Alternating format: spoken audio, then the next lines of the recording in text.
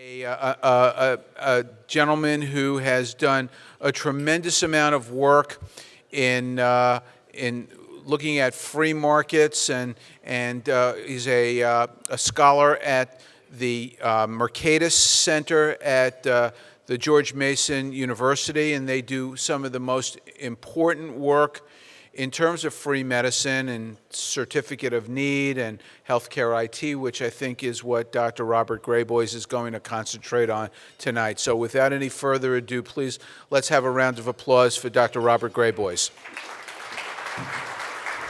Thanks, Bud. Well, good evening, Irving. Delighted to be here. Thank you so much for having me. I have to tell you, this has been an incredible conference. I've been thoroughly enjoying listening to the speakers, which included some old friends and some new friends as well. So it's been a pleasure. Just a little introductory information. So I'm calling this talk Fortress and Frontier in American Healthcare. That's the title of a paper, a study, an ebook. You can get it on Amazon Kindle, or you can download it on PDF off of the Mercatus website. I'm Bob Graboyes. Title is Senior Research Fellow. I'm an economist at the Mercatus Center. And you've got a couple of bits of other vital information. I assume that we can make this available to folks. Great. So we'll have this available to you because there's some information you might find useful to have as a reference afterward. There's my email address. That is not there in perfunctory manner. That's there because it's an invite. If you've got ideas, if you've got suggestions, please write me. Glad to hear from you. That's why I'm here. And at the bottom there is my Twitter handle. I am very active on Twitter. I love to broadcast things about innovation in the sphere of healthcare, in innovation in other things. And I don't know, I'm a pretty funny guy, so I also tweet some pretty amusing things that may have nothing whatsoever to do with it. Yesterday I was tweeting on Bob Dylan getting the Nobel Prize in Literature, so I was pretty happy about that, actually. So let's see. So this is the cover of the paper that I did about 2 years ago. And it's sort of the center of my studies. I called it Fortress and Frontier in American Healthcare. Again, it was published by the Mercatus Center. It is available on Kindle for some very small price. And again, it's for free on our website. So what's this about? My argument in it is that there's a divide in the way we view healthcare in America, and it is not a left and right, Democrat and Republican, liberal and conservative divide. My argument is that both sides of the political spectrum are way more similar than either of them would like to admit. That both of them see healthcare, they have what I call the fortress viewpoint. Fortress viewpoint says that public policy, law and regulation, custom in healthcare has two major purposes. One is to imagine every terrible thing that could happen to any patient in the course of healthcare, and to throw all the vast resources of the country at trying to prevent anything bad from happening. So extreme risk aversion. And the second purpose of public policy, which is kind of parallel, is to protect insiders from outside competition. Insiders can be people in this room, physicians. It can be hospitals. It can be insurers, drug manufacturers, device manufacturers, you name it. But it is a sense, dare I say, a sense of entitlement that says they've worked very hard to get this way, and we don't want anyone challenging this. Hospital is our big employer in this town. We don't want other people moving in and opening a better hospital. We don't want doctors to be challenged by nurse practitioners or telemedicine or direct primary care or what have you. On the other side, we have the frontier. The frontier is a very different viewpoint. The frontier says public policy, it's a worldview that accepts the fact that if you want innovation, if you want progress, if you want change, if you want improvement, You have to let people take risks. We didn't get medicine the way we have it now because no one ever died in the course of experimental treatments. People were allowed to take calculated risks. There were conversations between patients and doctors. And I'll give you a few specific examples. And also, it says that if you really want innovation, everyone in the business, be it hospitals or insurers or drug manufacturers or device manufacturers or the people sitting in this room, need to face competition. Competition that, quite frankly, could put you out of business. It's what other industries face. And the absolute ultimate frontier industry in this country, in at least the last 25 years, has been information technology, has been solidly out there on the frontier because of legislation. One of the most remarkable legislative achievements in my lifetime was, and it's very much underwritten, somebody could write a great book about it, around 1990-91, both sides in Congress stepped back and said, we've got these new technologies coming along, this thing that's the internet that's been kind of a closed system among the Defense Department and universities, and we're going to open it up. And we're going to let people experiment. We're going to let people commercialize it. Before that, it was forbidden to send a personal message on the internet. You couldn't send any commercial message because you'd be in violation of federal regulations on it. Congress stepped back and said, let's let people experiment. And yeah, there'll be problems along the way, but you know what? We'll fix them as we go rather than trying to prevent every little thing beforehand.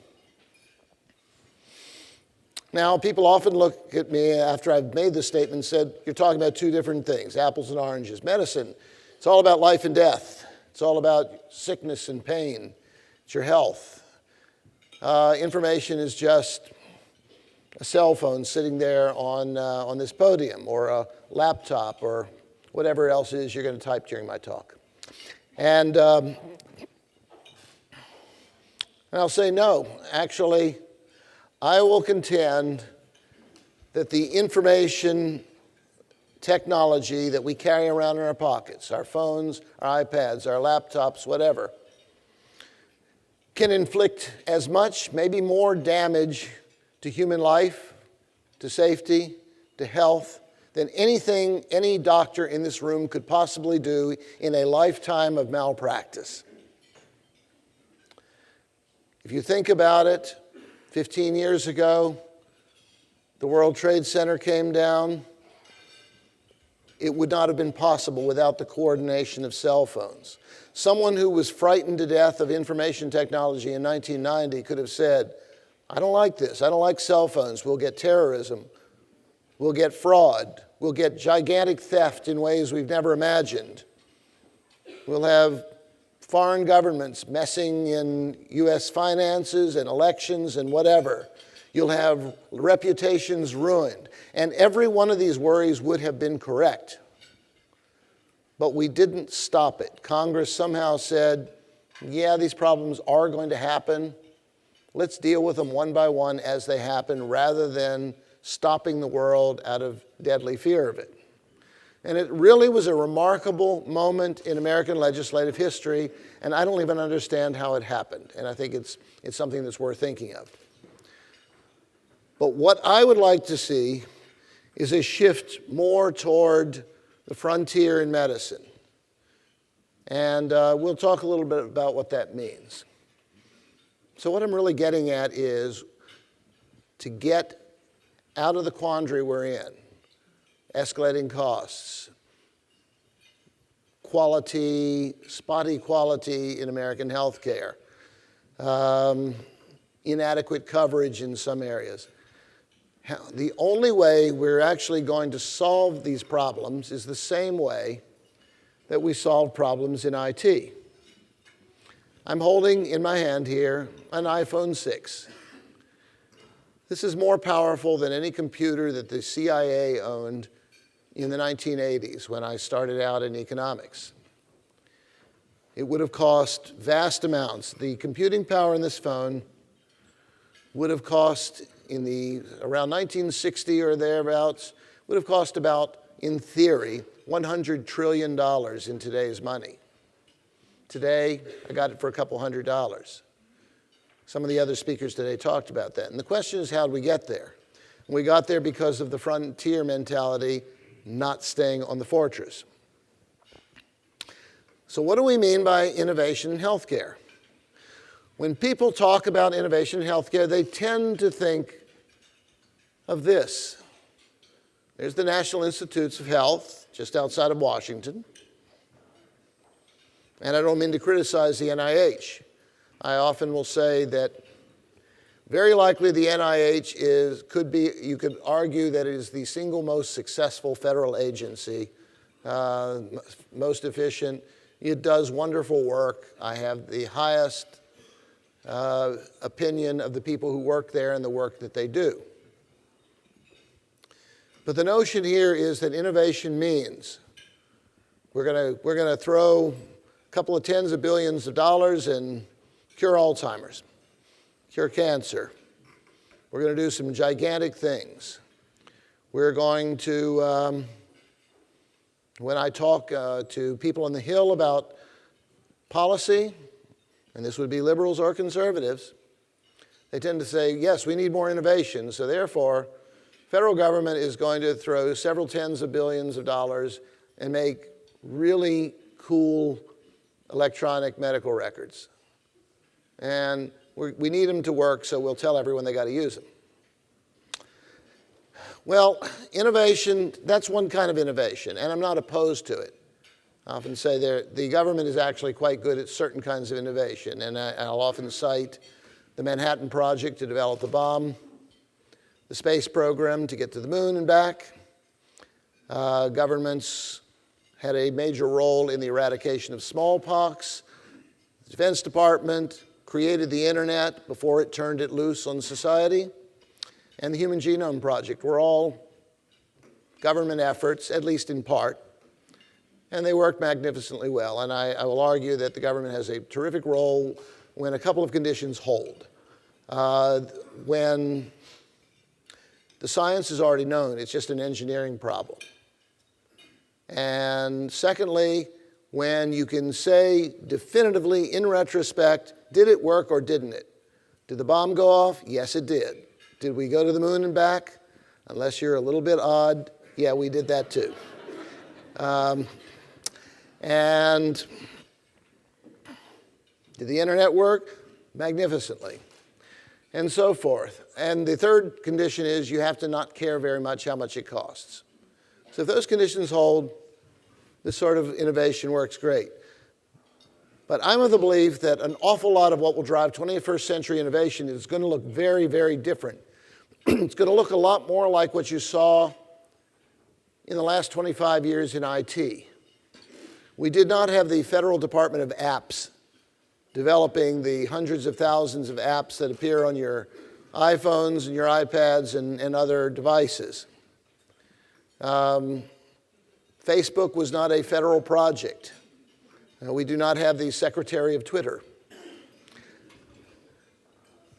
Healthcare innovation looks more like the things these people do. So, first of all, a quiz mostly will designate your age. Who's the person on the left? Hedy Lamarr.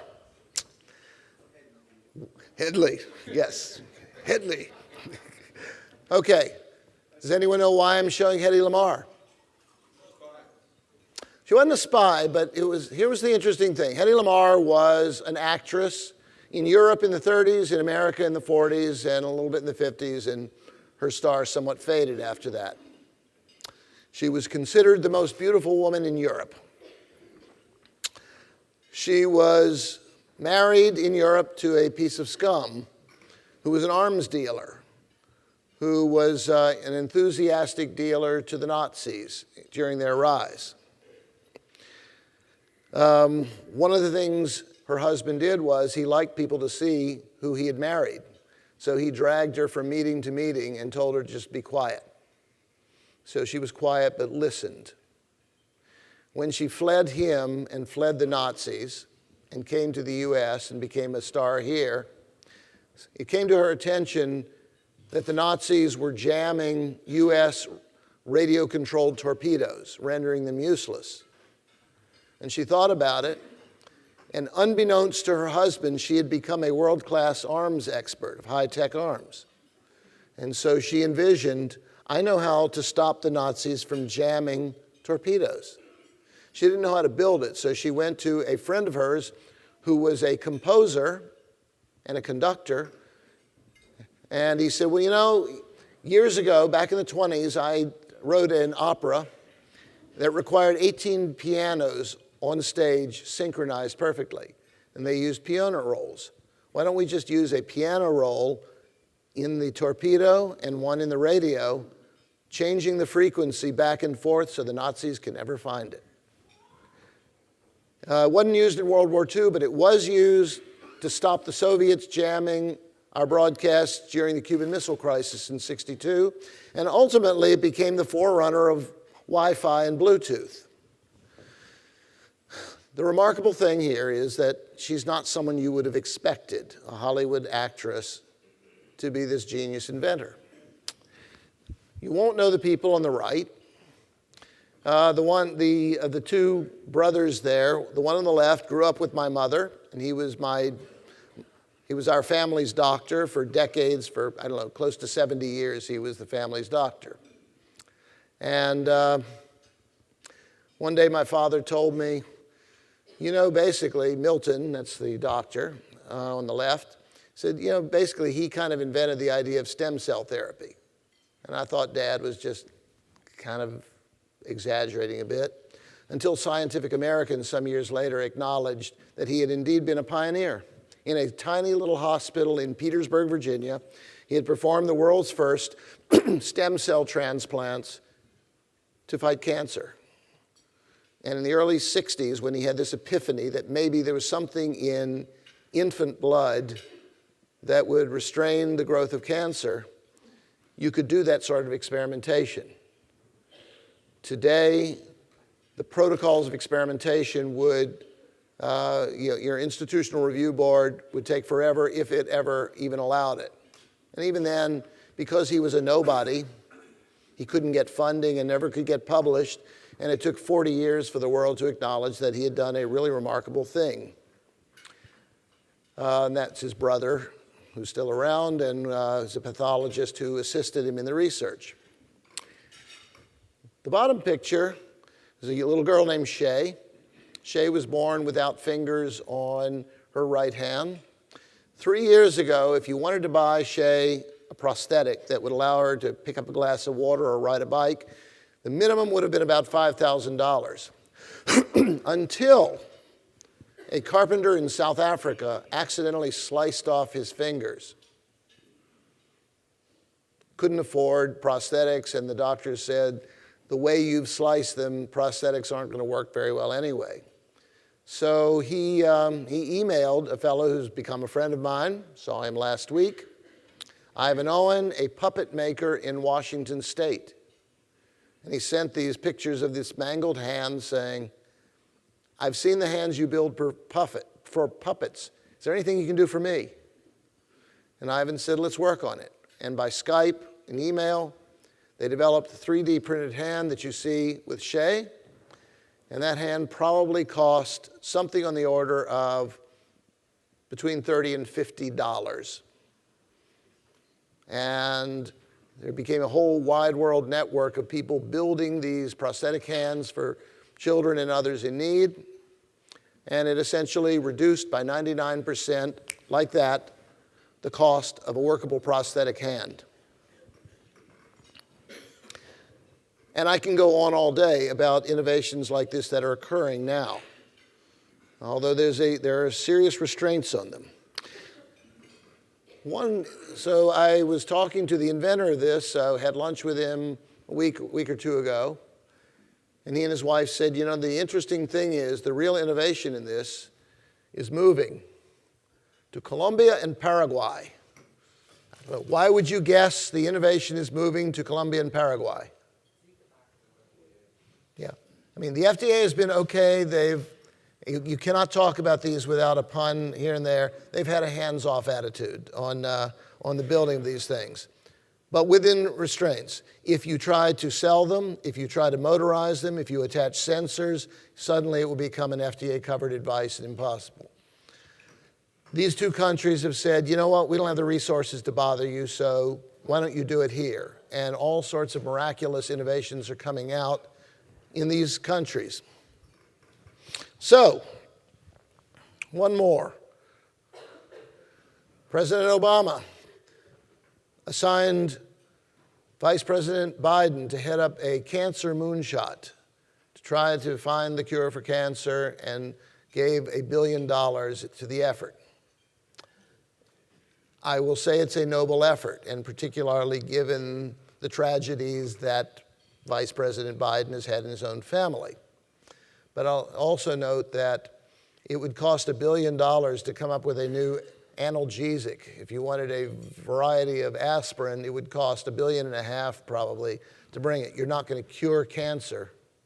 So I wrote an article co-authored with Tom Stossel, a cancer researcher at Harvard. You may know his brother, John Stossel, the journalist. And what we said is, curing cancer is not like a moonshot. It's not JFK saying, here, we know the science, it's an engineering project, and we don't care about the money, let's just do it.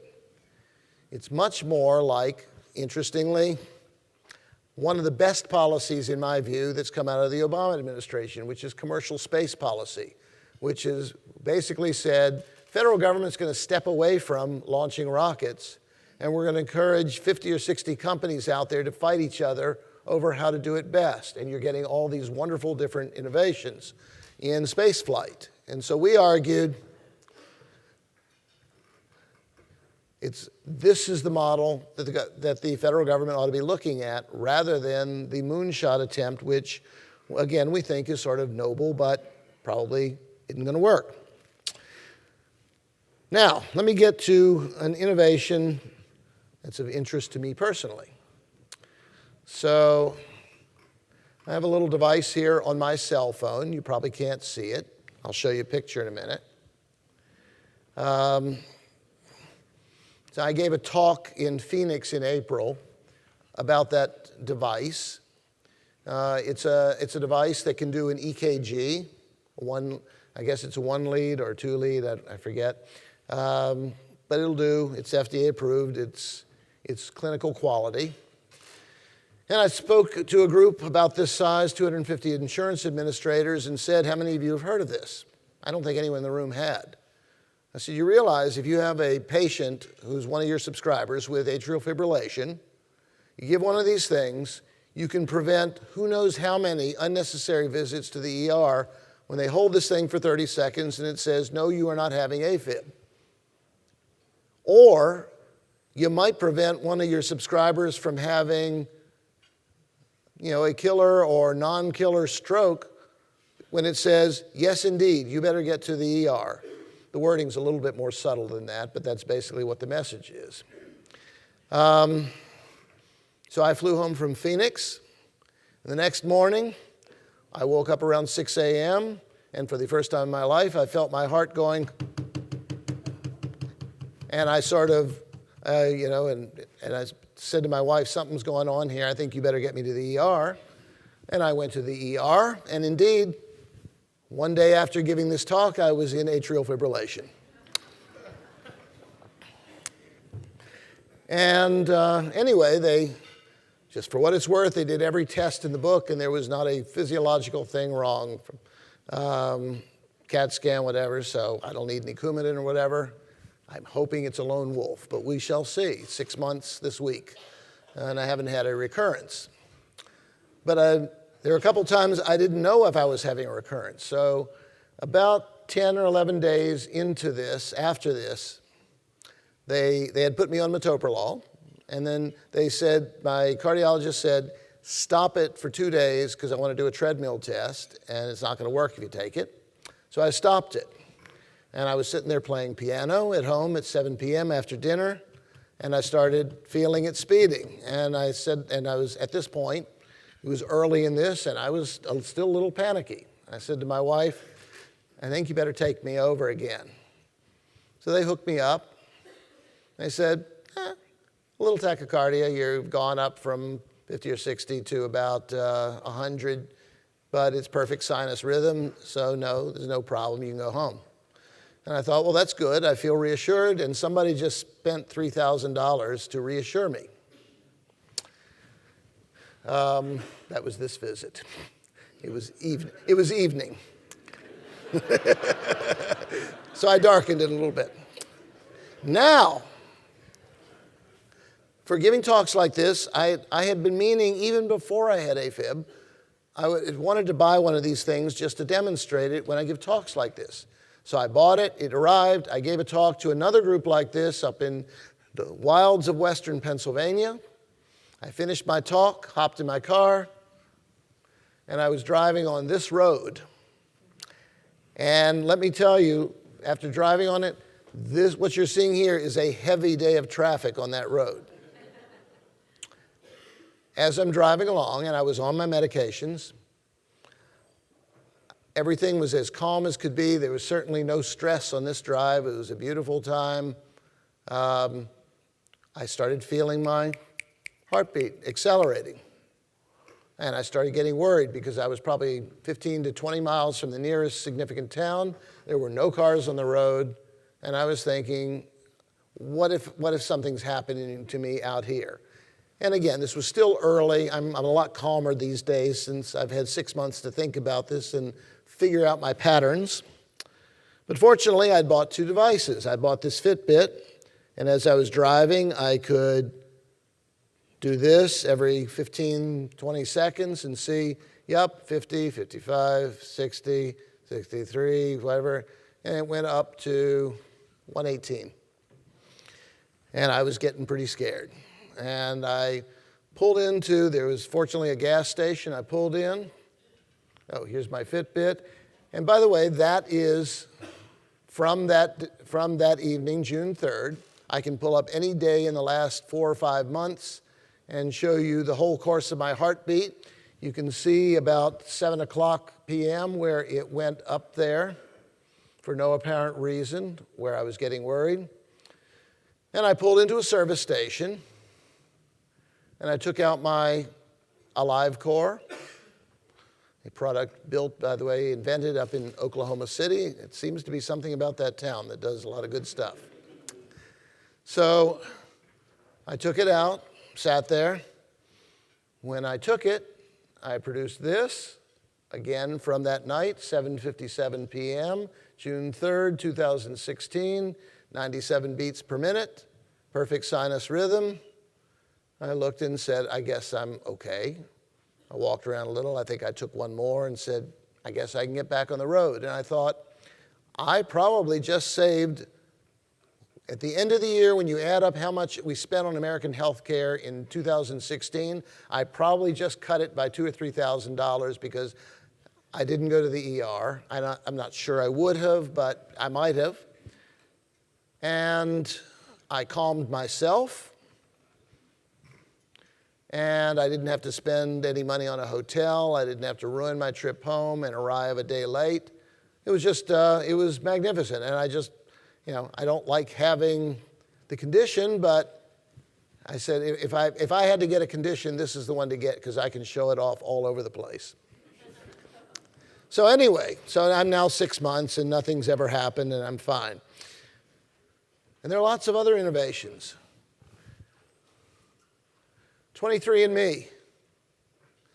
Just show hands as I go through these. How many of you are familiar with the story of 23andMe? Okay, I would say half. So 23andMe, wife of one of the Google founders. This is a DNA test. It was $99.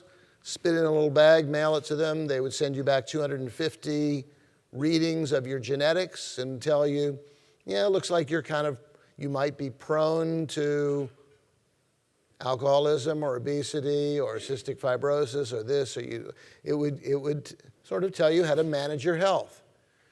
And the FDA swooped in and said, you can't do this here.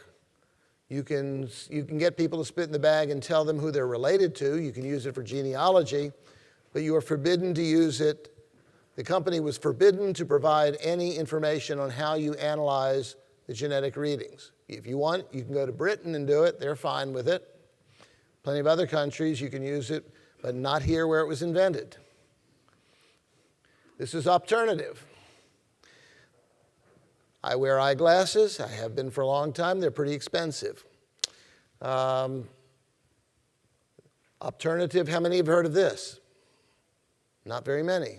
Alternative, you take your laptop and your smartphone, and you stand there, and it says walk backwards, stop, cover your right eye, read the top line, X, D, L, F, whatever.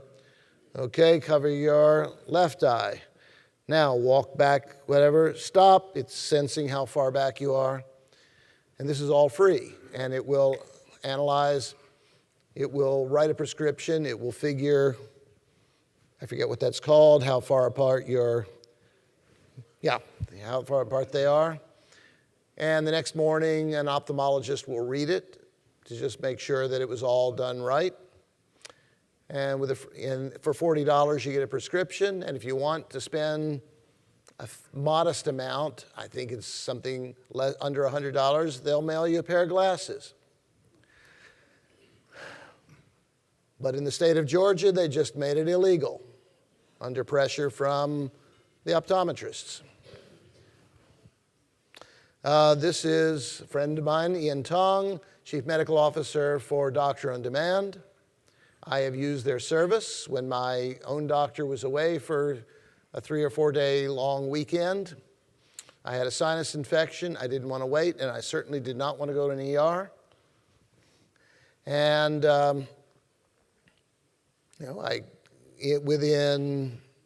almost always within 90 seconds, you go on your iPad, click, there's a doctor looking at you, just as Ian is there. And the doctor said, open your mouth, put it over the camera, say, ah, whatever. And she examined and said, okay, I can see what you got. And in 10 minutes, there was a prescription waiting down the corner from me. She was in another state.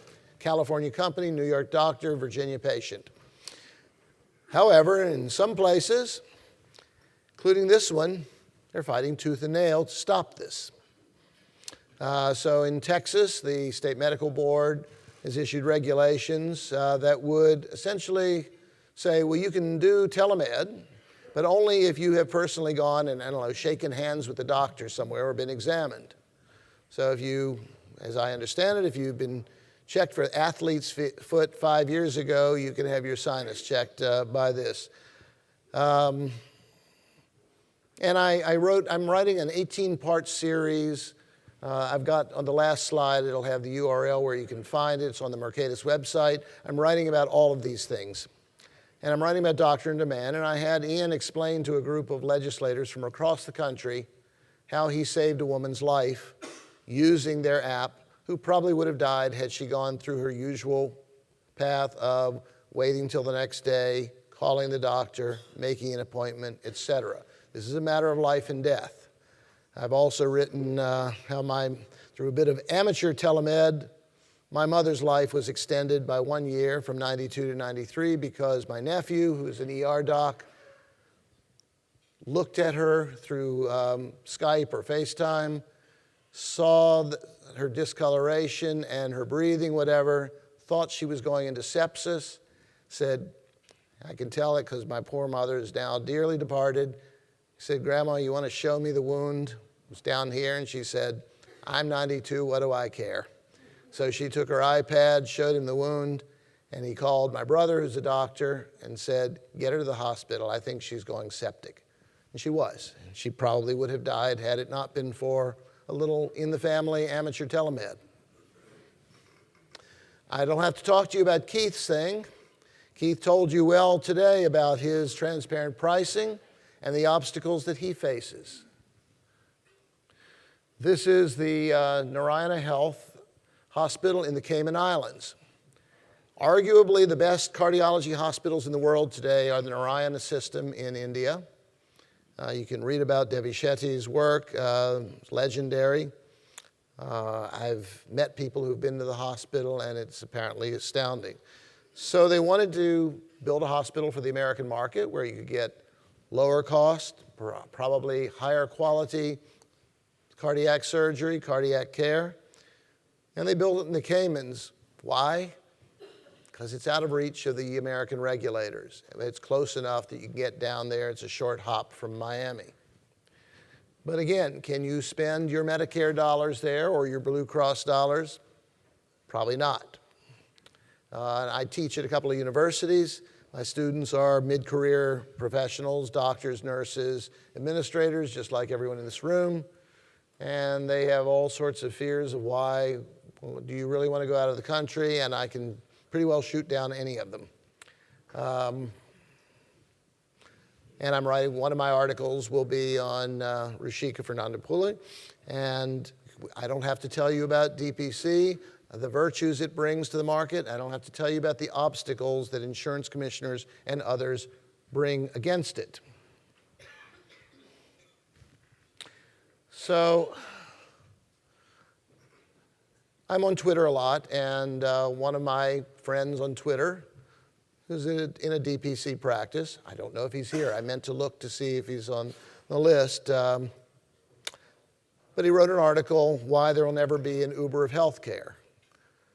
And I wrote to him and said, do you mind if I use your good name? Because I'm going to write an article that says why there are going to be many Ubers of healthcare.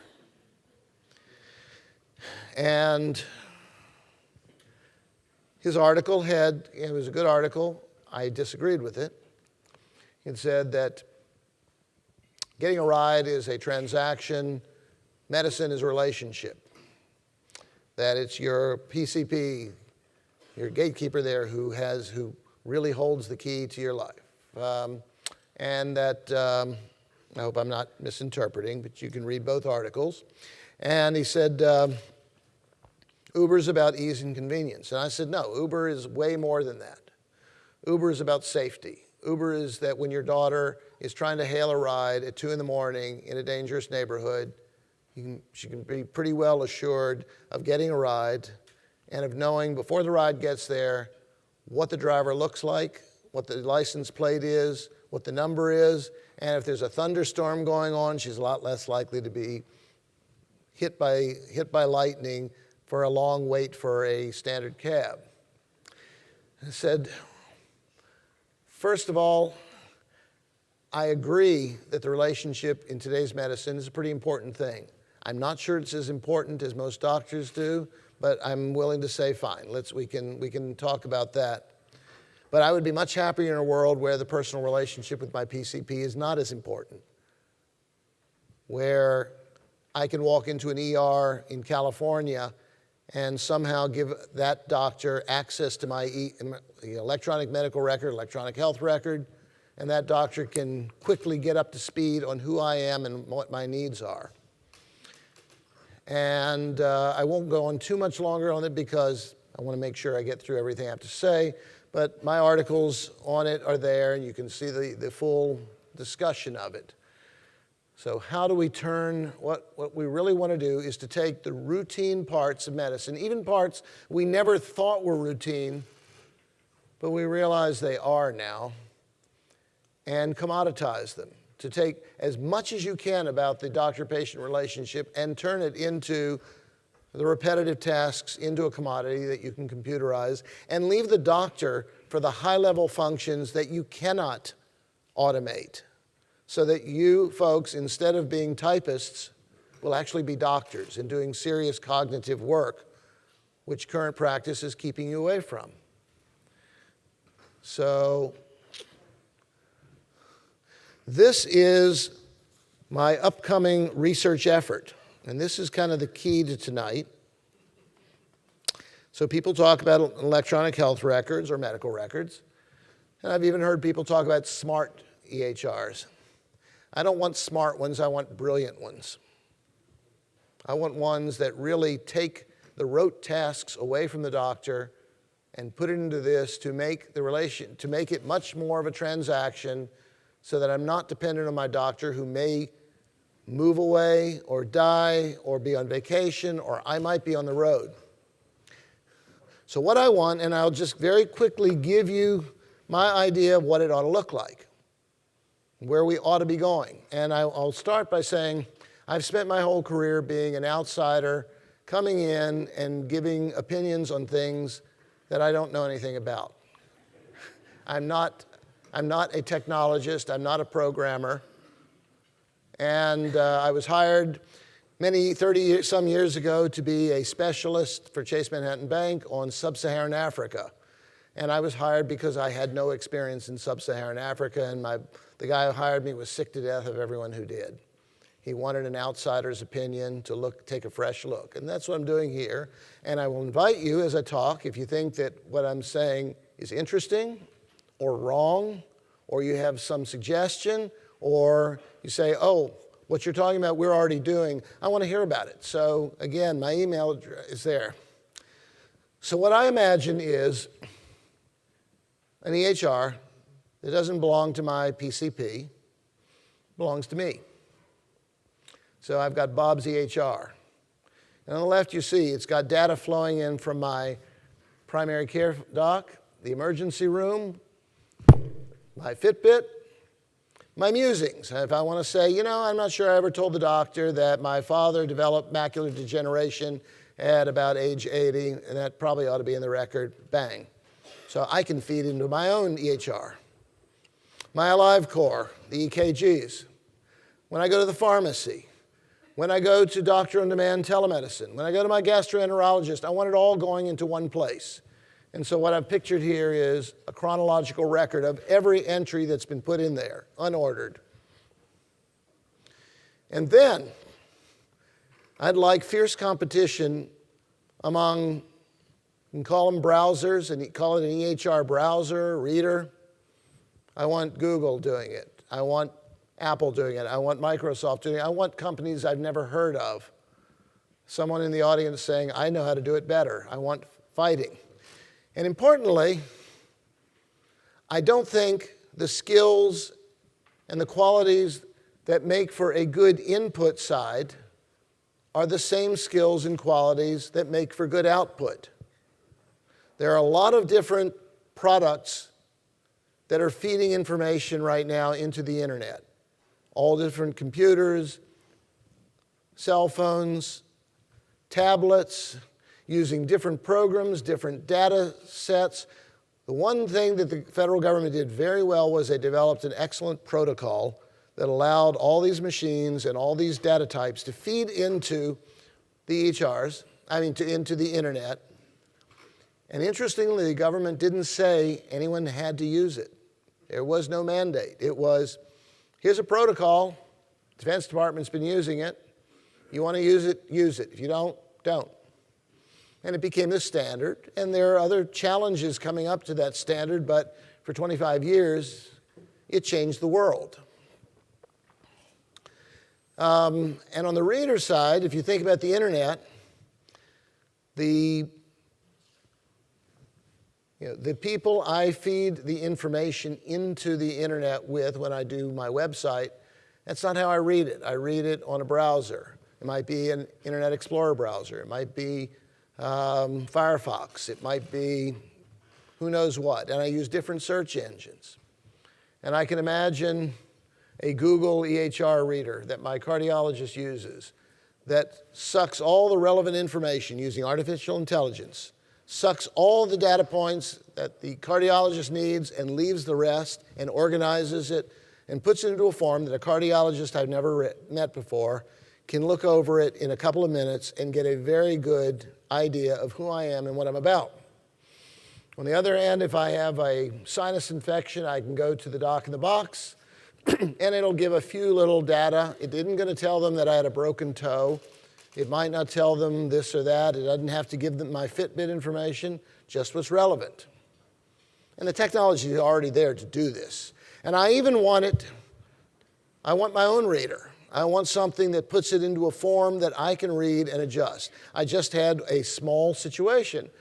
My primary care doctor has got a pretty forward practice. I can go on and read really quite a bit of data on myself on her portal. I can look at my recent results of my lab panels and what have you. And I noticed it said that I suffered an allergic reaction to penicillin in 2014. So I typed a message and said, yeah, actually, it was in 1958.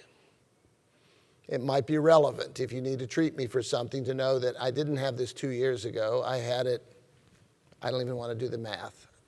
I don't know. But, so I want to be able to feed it in. I want it to put it into a form that's organized, not a big mishmash of things in chronological order, as they tend to be present. This was the original internet browser. This was OliWeb. It came out in, I think, 1993. What do you notice about it? It kind of looks like a small aircraft panel, dashboard. You put in your search term. It asks you, well, do you want to look at the URL? Do you want to look at the text? What kind of records would you like to search? What kind of fields do you want? Check all these boxes. You can restrict the results to this, say, okay, stop after how many matches? It was an amazing invention for its time. But now we have this. It has completely replaced it. Why are there no check boxes? Because Google knows which boxes you would check better than you know. Google has spent a fortune to figure out how to read your mind and to do this simply so that you don't have to fill in the check boxes. And when you see this, I want you to be thinking of the check boxes that drive you nuts on an EHR.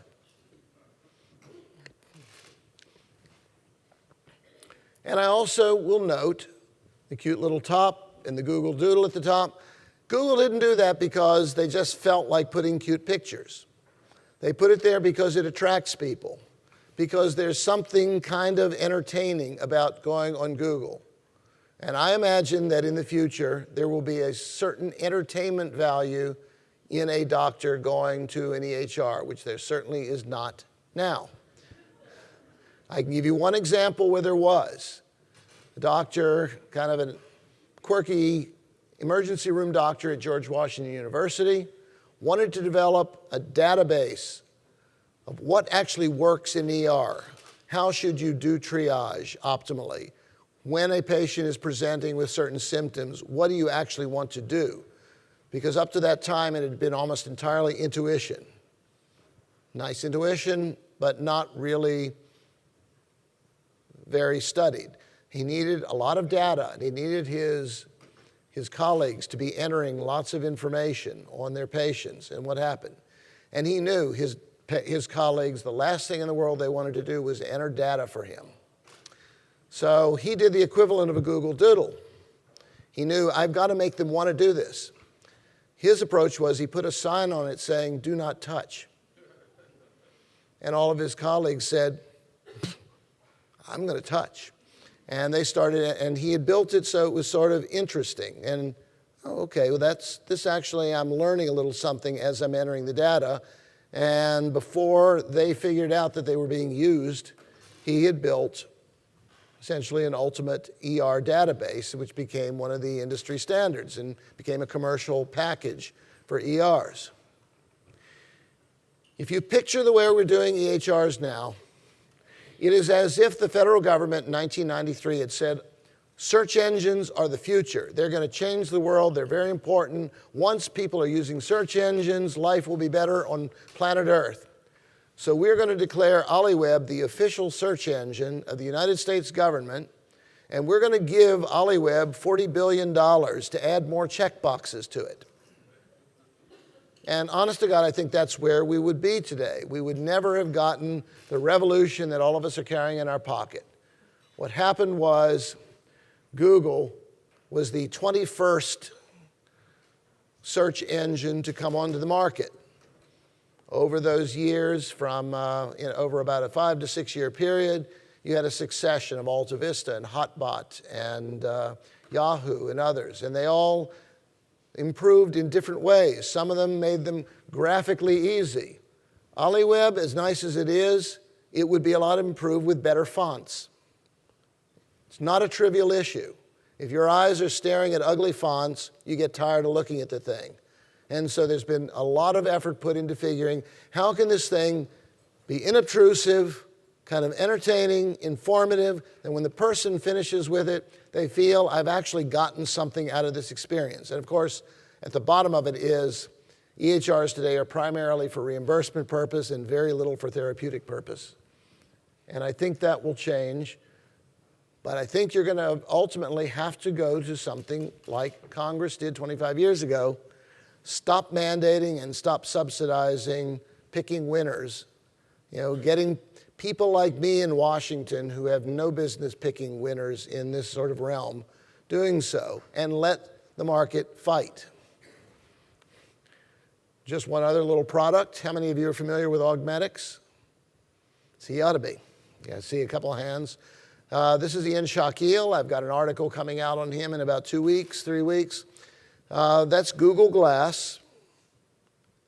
Ian developed this system, company out in San Francisco, that when doctor is interviewing a patient, examining a patient comes in and they're asked, the doctor plans to wear Google Glass and live stream your exam to the back office. Are you okay with that? And interesting question. I thought an awful lot of people would say, no, that's kind of creepy. I don't want to be live streamed while the doctor's talking to me and examining. Then I asked him, how many people say no? And he said, a couple percent. Most people say, fine, I don't care. Anyway, what happens is the doctor's got no computer, no tablet, no nothing. The doctor is talking to the patient, looking the patient in the eye, doing all of the touch and whatever that a doctor has to do. Meanwhile, it's being live streamed, audio and video, to a back office which is assembling an EHR in real time. By the time the exam is done, the EHR is done. If the patient wants to walk out with it, the doctor pushes a button. Here you are, sir. It's all finished. And their early estimates, and it's in beta testing, some hospitals are using it, it cuts out basically about 35% of the doctor's work week. So the doctor can take 35% more patients, or spend 35% more with each patient on average, or play a lot more golf. And again, this is just dividing up the work of a doctor, taking away the rote, annoying things that you hate to do, and splitting it up in a way that was not possible before. And it'll be interesting to see what the regulations do, what HIPAA does with it. It is HIPAA compliant. Not that I'm a huge fan there of HIPAA. But anyway, it's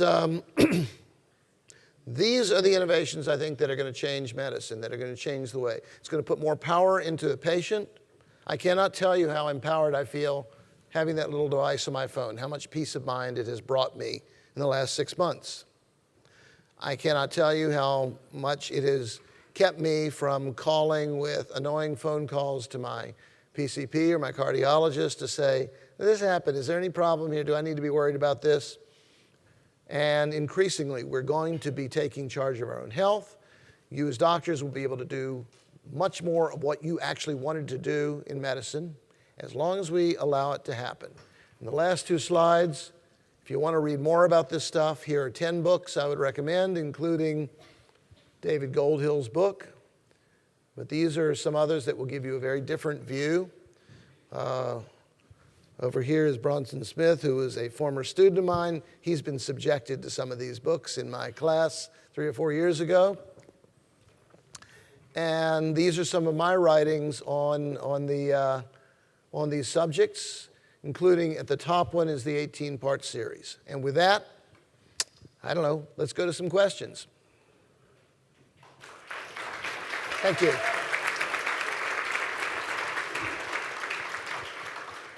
Questions, spitballs, you name it. Anything goes.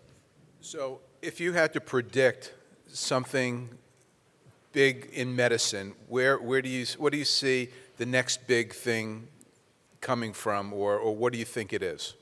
Big thing. See, I think it's a ton of small things. Okay. I tend to think it is, I've shown you a huge number of these little innovations. I think if you want a big trend, we have some huge things going now: 3D printing, nanotechnology, wearable telemetry. I don't know, I could name a few more. Specialized medical care, the Right. immunotherapy. Right. And they are converging, slowed down somewhat by the fact that we have institutional obstacles, government, regulation, laws, and, by the way, the intransigence of kind of old school medical professionals who don't want things to happen. There are a lot there. You can point blame in a lot of places. But these things are coming together. As one of the books I had was Eric Topol, The Patient Will See You Now, who argues that this device will very likely prove to be the most important medical device in human history. My little EKG reader is just one thing. There are a vast number of apps, and we are at a very, very early stage.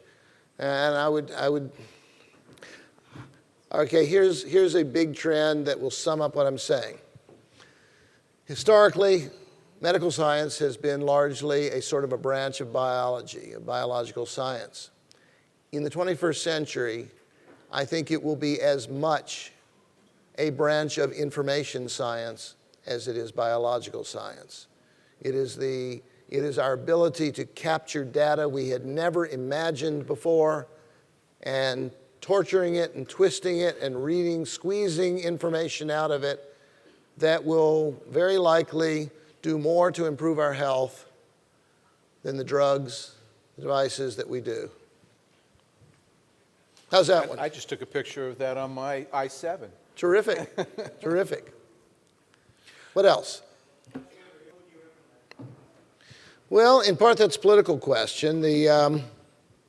If you wanted fast action, the states actually have considerably more power right now than the federal government. Yes, people in Washington want to talk about the Affordable Care Act and whether to repeal, whether to change, whatever. It's going to be a big struggle, and who knows how it'll turn out. But right now, state legislatures and governors can get rid of certificate of need laws. They can open up to physician extenders like nurse practitioners or nurse anesthetists. They can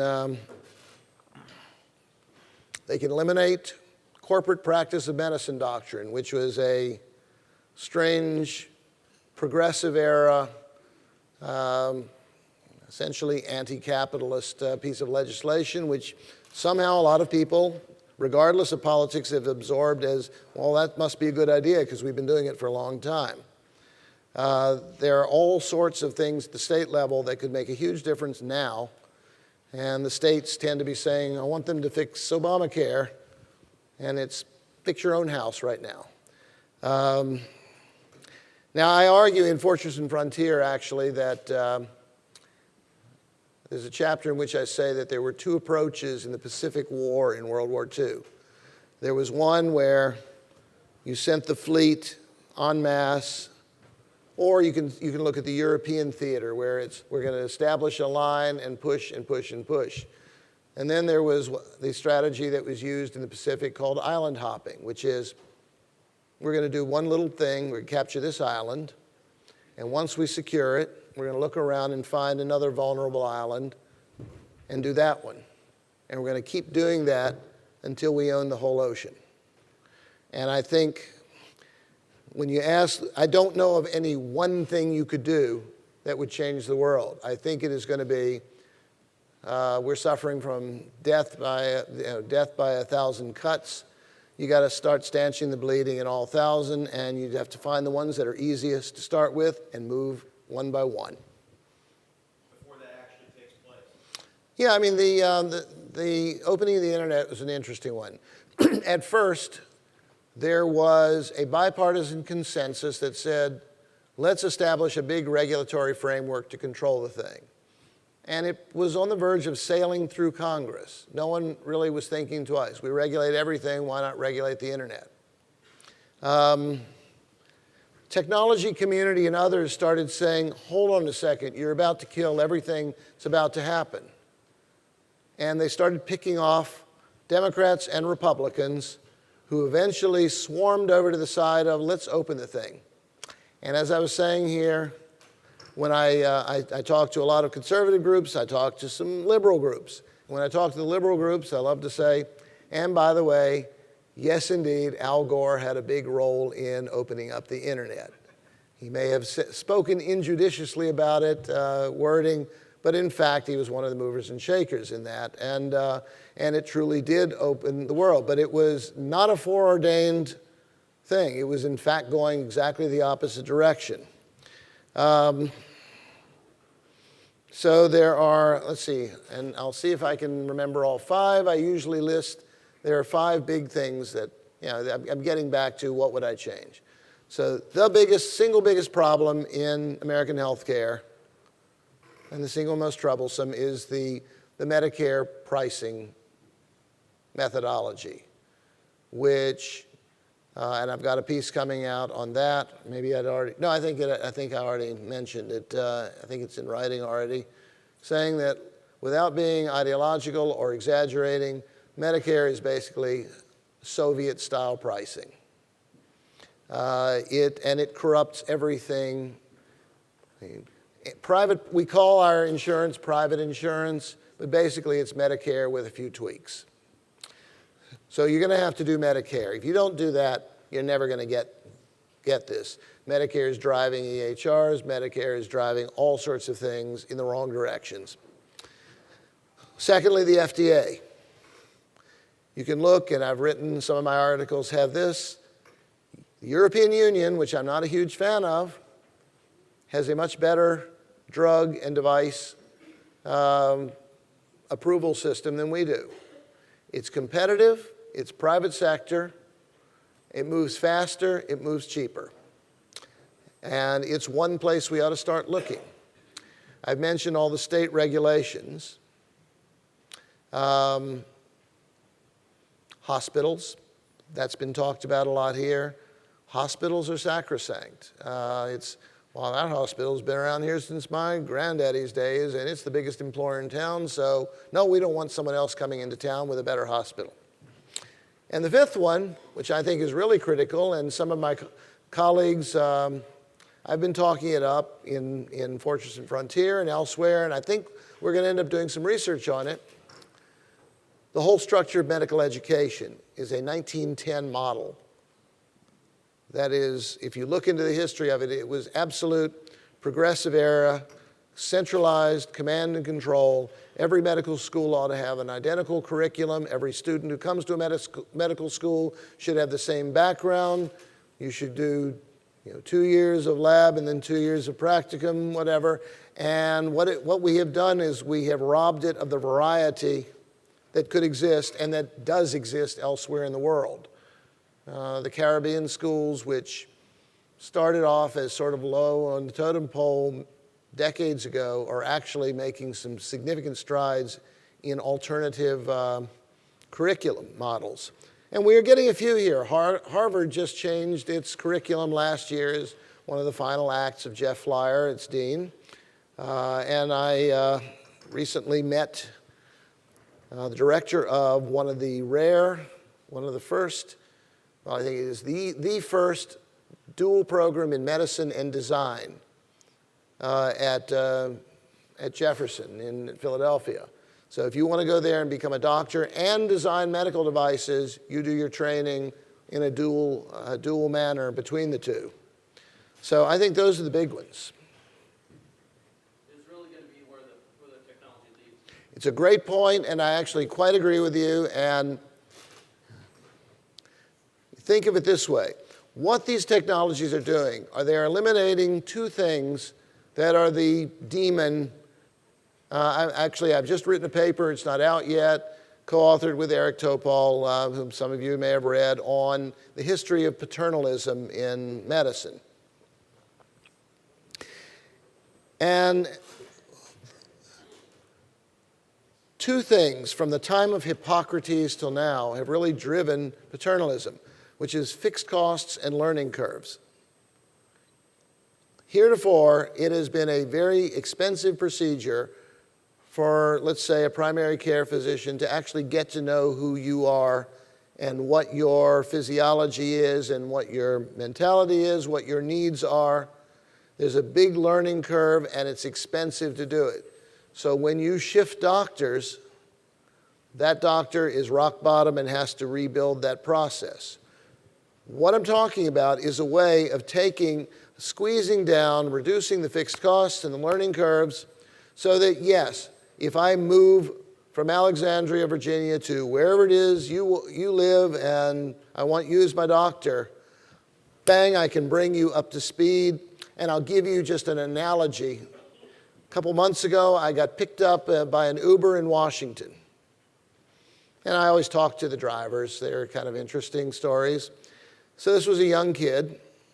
And I said, which part of town do you live in? He said, I live in Chicago. I said, well, this is Washington, so what are you doing here? He said, my parents live here, and I'm visiting them this week. And they're out today, and I didn't feel like sitting around their apartment, so I figured I'll just go make some money. And so he said, I just turned on the device, and I'm driving. What that means is he didn't have to go through the process of learning how to navigate around Washington, which is a tough place to navigate. And suddenly he and I could have a very personal relationship. He could get me where I wanted without any problems. And I think the same thing will ultimately happen with these technologies that will make it possible for you, bang, to be up to speed on my needs really quickly, as opposed to the old way where it's going to take you years of really getting to know doctor and patient. So yeah, I think there's complete consistency between being more personal and yet in some way less dependent. Don't bite tongue. We love that. We live on controversy. I'll halfway disagree and halfway agree. I don't want to be an automaton in it. No, I don't. I think the doctor has a legitimate use, and I think what you're going to find, even the people in this room are going to find, that a sizable percentage of what you do in life is rote routine that distracts you from the cognitive brilliance that you carry in your brains. You're typing on charts, you're filling out things, you're spending it on the rote, and what we have is the opportunity to take those rote tasks and let you do what cannot be automated. We've seen this in other fields. This was the whole course from the Industrial Revolution on, fields where people thought you cannot automate this, it's a very personal task. We found ways to do it. I want to unleash you, and I want you to be able to be personal, but without the struggle of getting up to speed and acquiring information and maintaining the information in your head. We are a very mobile society now. People move, people travel. I'm on the road a lot. I might get sick somewhere else. I would like the doctor that I see when I get sick on the road to be in a lot better shape to look at me than they would be normally. I adore my primary care physician. She's very important to me. She knows me, and I don't ever want that to change. But actually, we have lots of discussions on this, and she's in a very forward practice that, again, shares the electronic health record, at least a portion of it, with patients, and I can contribute to it, and I can discuss it, and I think it's going to be much more of a back and forth process between patients and providers. Some of the speakers were referring to that earlier. So I don't come in and say, your whole world is gone, it's going to go away, but I do think it's going to change significantly. And I think it's going to change significantly for the better as long as we allow it to. Also, I have no problem with people, as you said, deciding what sort of practice do I want to go to. Do I want an intensely personal one with direct primary care or some other model? I think that's great. What we have now is a forced homogeneity, largely from the federal government, but also from the state governments, to say, we're going to set the standards that patients and providers have to live with, and that means you've got to fill in these forms, you've got to do meaningful use, you've got to use the kind of EHRs that we want. I would love to let all sorts of models flourish. I happen to be a big fan of that, of yours, which is why I'm here. But I do want to see competition between different schools of thought, and I'd like to see them tweaked and progress and not stay in a sort of a stasis, as to a large extent, a lot of medical practice and medical training has been since the Flexner Report of 1910. I'd like to let you have more leeway, not less. Thank you. And with that, Thanks. I really want to thank Dr. Graboyes for coming and spending the time with us. He's been with us for a couple days now, and I really appreciate his insights. You know, one of the important things about conferences like this is not necessarily to stand up here and have an echo chamber of people telling us things that we like and agree with. It's to share ideas, to inspire thoughts, to encourage thoughtful debate.